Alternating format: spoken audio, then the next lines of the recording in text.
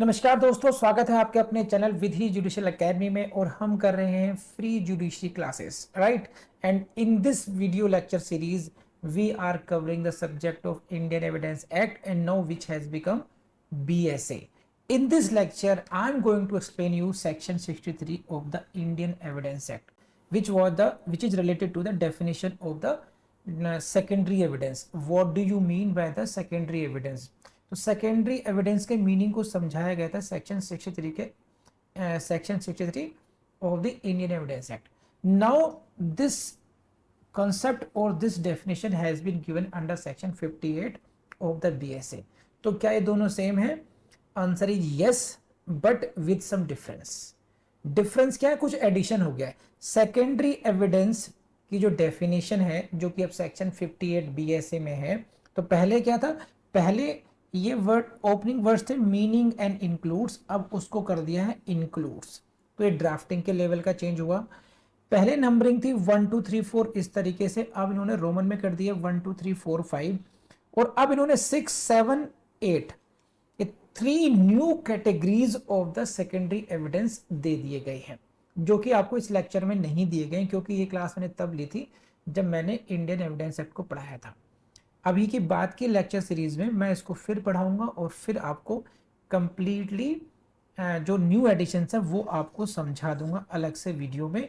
इसमें आप लोगों ने उतना समझना है जितना कि हमारा इंडियन एविडेंस एक्ट के साथ कॉमन है. तो फर्स्ट 2 3 4 5 जो फर्स्ट 5 क्लॉजेज हैं और जितने भी इलस्ट्रेशंस हैं वो सब कॉमन है इंडियन एविडेंस एक्ट और BSA में. कॉन्सेप्ट सब कुछ सेम है, केवल हमें नया पढ़ना होगा. ये जो कैटेगरी नंबर 6 7 एंड 8 कैटेगरी है सेकेंडरी एविडेंस की, उसके लिए हमें अलग से पढ़ना होगा. तो I will provide you the separate lecture for that. ठीक है, so let's start the class now please.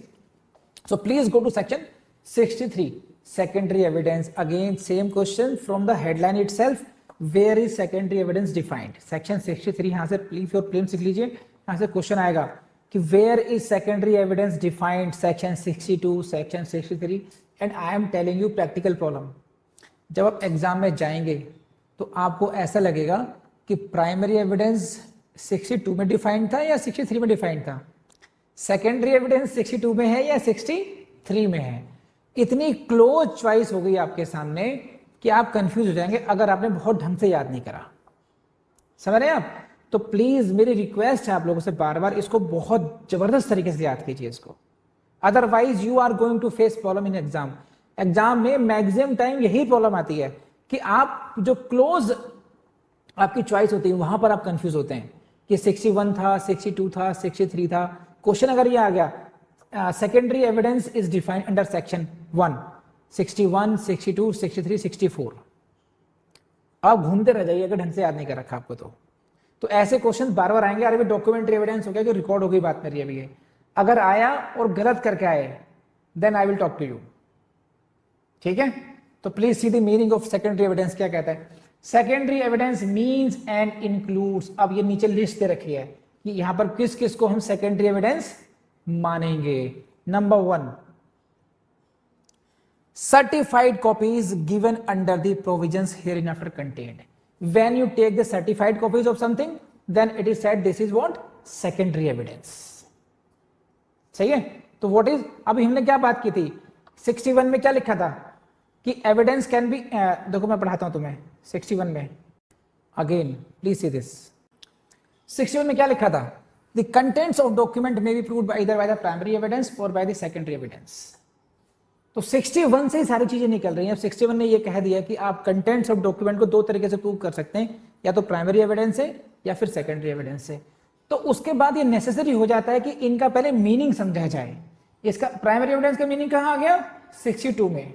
और इसका मीनिंग कहाँ आ गया? 63 में. नाउ आपको ये जानना है कि किस किस को हम सेकेंडरी एविडेंस कहेंगे. समझना नहीं बात? इनकी जो स्कीम है 61 62 63. So first, secondary evidence means and includes certified copies given under the provisions hereinafter contained. यानी कि बाद में जो सेक्शंस आने वाले हैं रिगार्डिंग सर्टिफाइड कॉपीज, उनके अंतर्गत जब सर्टिफाइड कॉपी दी जाती है उसको हम बोलते हैं सेकेंडरी एविडेंस. ठीक, next, copies made from the original bye mechanical process which in themselves ensure the accuracy of the copy। ये समझिए क्या है, कॉपीज कैसी, made from the original, made from the original, एक ओरिजिनल कॉपी है उससे आपने कॉपी बनाई, लेकिन कैसे, बाय मैकेनिकल प्रोसेस, मशीन के द्वारा बनाई है आपने, मैकेनिकल प्रोसेस मींस फोटोकॉपी हो गई अभी आपकी है, which in themselves ensure the accuracy of the copy, कि जब आप फोटो कॉपी करते हैं तो एक्यूरेट तो है ही है, जो लिखा होगा वैसे एज इट इज की कॉपी हो जाएगी। तो उन कॉपीज को आम भाषा में आप कह दीजिए समझने के लिए फोटोस्टेट कॉपीज। तो पहले आया सर्टिफाइड कॉपीज, दूसरा आया फोटोस्टेट कॉपीज नाउ, सही है। And copies compared with such copies, ये क्या है, copies compared with such copies का मतलब क्या हुआ कि पहले आपने ओरिजिनल से फोटोकॉपी करी, सही है, ये रहा ओरिजिनल, इसकी मैंने यूं रखा, इसको आगे फोटोकॉपी आ गई अभी। अब फोटोकॉपी से कंपेयर करके मैंने एक दूसरी कॉपी बना लिया, एग्जैक्टली लैंग्वेज लिखी है वो, उस पर कंपेयर करके बना ली इसमें, copies compared with such copies. तो these all are secondary evidence, secondary evidence के अंतर्गत आते हैं। तो certified copies, copies by mechanical process, copies by the copies compared with the copies, ठीक है। सो इसको देख लीजिए आप, सेकेंडरी एविडेंस में कौन कौन सी आ रही हैं, ओरिजिनल डॉक्यूमेंट है, इसकी कॉपीज कैसे, मेड फ्रॉम या कंपेयर्ड करके विद ओरिजिनल। तो कॉपीज पे ध्यान रखना आप लोग इस तरीके से बस, कि कौन कौन सी कॉपीज को हम सेकेंडरी एविडेंस मानते हैं इसमें। नेक्स्ट, अब क्या है, counter parts of document as against the party who do not execute them. ये मैंने आपको समझाया था अभी काउंटर पार्ट वाले में, मैं दोबारा दिखाता हूं आपको। ये काउंटर पार्ट वाला था ना, जिससे मैंने कहा था कि एक ए बी सी डी, तो C1 इज प्राइमरी एविडेंस क्वा ए, लेकिन जो C1 है बी और सी के लिए, who do not sign it, it will be treated as secondary evidence. A के लिए क्या है ये, प्राइमरी एविडेंस। अब क्योंकि बी और सी ने इसको साइन नहीं किया इस पार्ट को, तो बी और सी के लिए ये माना जाएगा सेकेंडरी एविडेंस, हाँ है ना। तो देखिए लैंग्वेज पढ़ लीजिए एक बार, please see this, counter parts of documents as against the parties who did not execute them. तो counter parts which were not signed by me are the secondary evidence for me. जिन पर मैंने sign किया है वो मेरे लिए क्या हो गए, प्राइमरी एविडेंस हो गए। जिन पर मैंने साइन नहीं किया काउंटर पार्ट सर, वो क्या हो गए, सेकेंडरी एविडेंस हो गए, सही है। सो दिस इज,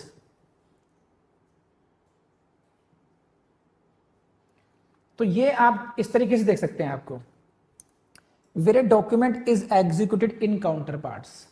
डॉक्यूमेंट क्या है, कैसे एग्जीक्यूट हुआ, काउंटर पार्ट में। Each counterpart primary evidence किसके लिए भी हो सकता है, सेकेंडरी एविडेंस भी हो सकता है। Against the parties executing it, primary evidence. जिन पार्टी ने साइन किया था उनके लिए क्या हो जाएगा, primary evidence. Against the parties who do not execute it, it is secondary evidence. तो ये जो पार्ट है document executed in counterparts, ये लाइन आपको प्राइमरी एविडेंस के सेक्शन में भी मिली, 62 में भी मिली और 63 में मिली है। केवल डिफरेंस ये है एग्जीक्यूट करने वाला, प्राइमरी एविडेंस किसके खिलाफ माना जाएगा, सेम डॉक्यूमेंट, और सेकेंडरी एविडेंस कौन सा माना जाएगा, हाँ है ना। कर लेंगे अब, बोलो next. 63 again, oral accounts of the contents of a document given by some person who has himself seen it। oral accounts of the contents of a document, एक डॉक्यूमेंट है, एक लेटर है जो आपने पढ़ा था, आपने वो उस डॉक्यूमेंट में क्या लिखा था अगर आप मुंह जवानी आकर के कोर्ट में बताते हैं, it means what, oral accounts of the contents of a document given by the some person who has himself seen, जिसने खुद देखा है वो, तो उसको हम कहते हैं secondary evidence. Here you are not producing any copy, you are not producing any document, what you are depositing that मैंने क्या क्या देखा उस कंटेंट में, अरे सर मैंने देखा क्या क्या लिखा था ना, कितनी गंदी गंदी गाली गई, छी छी। तुमने खुद पढ़ी थी? हाँ जी मैंने खुद पढ़ी थी। It means you are the person who himself has seen it. If you are giving oral accounts of that document, it will be treated as secondary evidence. Next,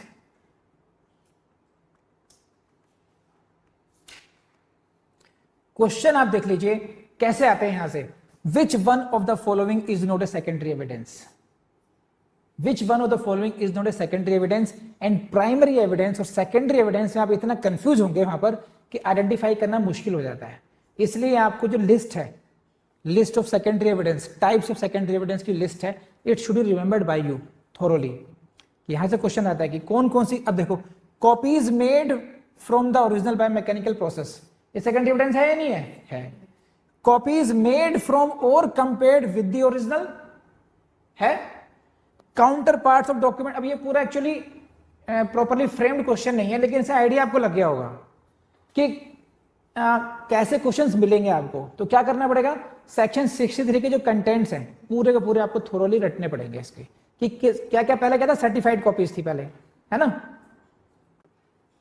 इसको आप याद करने के लिए ऐसे कोशिश कर सकते हैं। देखिए कॉपीज, कैसी कैसी कॉपीज आई हैं यहाँ पर, copies to be secondary evidence में कौन कौन सी कॉपी आई हैं? एक आई है मेड बाय मैकेनिकल प्रोसेस, दूसरी का ये इन कॉपीज को कंपेयर्ड करेगा, कंपेयर्ड विद कॉपीज हो गया, ठीक है ना, एंड मेड फ्रॉम और कंपेयर्ड विद द ओरिजिनल। तीन प्रकार की कॉपीज का वर्णन इसमें किया गया है। फिर एक है सर्टिफाइड कॉपी, एक है oral accounts of the document, ठीक है। इस तरीके से आप डिफरेंट डिफरेंट ट्रिक से किसी भी तरीके से इनको याद कर लीजिए, कर लेंगे। So this is all about secondary evidence.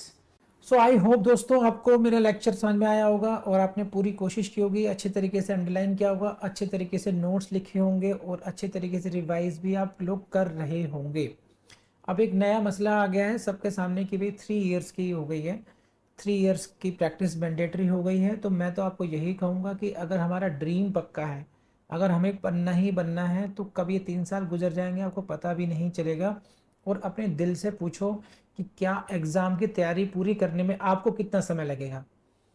3 साल के बाद एलिजिबिलिटी होगी, ठीक है, लेकिन क्या आप आज ही डेट में रेडी हैं? तो आपको अंदाज़ा लग जाएगा कि 18 से 24 महीने तो हमें एग्ज़ाम की तैयारी में भी लगते ही हैं। दूसरी बात, यूजीसी का जो एग्ज़ाम है उसके प्रोसेस में भी 9 मंथ्स टू 1 ईयर लग जाता है। आपने देखा होगा पहले वो नोटिफिकेशन आएगा, फिर वो डेट डिक्लेयर करते हैं प्रीलिम्स की, वो फिर होगा उसका रिजल्ट आएगा, फिर उसके उसमें ऑब्जेक्शंस मांगेंगे, फिर दोबारा रिजल्ट डिक्लेयर करेंगे, फिर लंबी प्रक्रिया, you know it very well, it takes time. तो उसको ज़्यादा सोचने की ज़रूरत नहीं है, आपको सिर्फ इतना सोचना है कि मेरी तैयारी कितनी है, मेरे सब्जेक्ट्स रेडी हैं या नहीं रेडी हैं। तो इसको ध्यान में रखते हुए अपनी तैयारी को विद फुल कॉन्फिडेंस आप लोग कंटिन्यू रखें, मेरी सलाह आपको यही है, ठीक है। इसी के साथ मैं जरूर कहूँगा कि हमारी वेबसाइट है vidhijudicial.com, उसको एक्सप्लोर करना नहीं भूलें। इस चैनल की जितनी भी प्लेलिस्ट है उन सबको एक्सप्लोर करना नहीं भूलें आप लोग। और साथ ही साथ विधि जुडिशियल एकेडमी का एक ऐप है, उसको ज़रूर आप डाउनलोड कर लें, आपके बहुत काम आएगा। Thank you very much.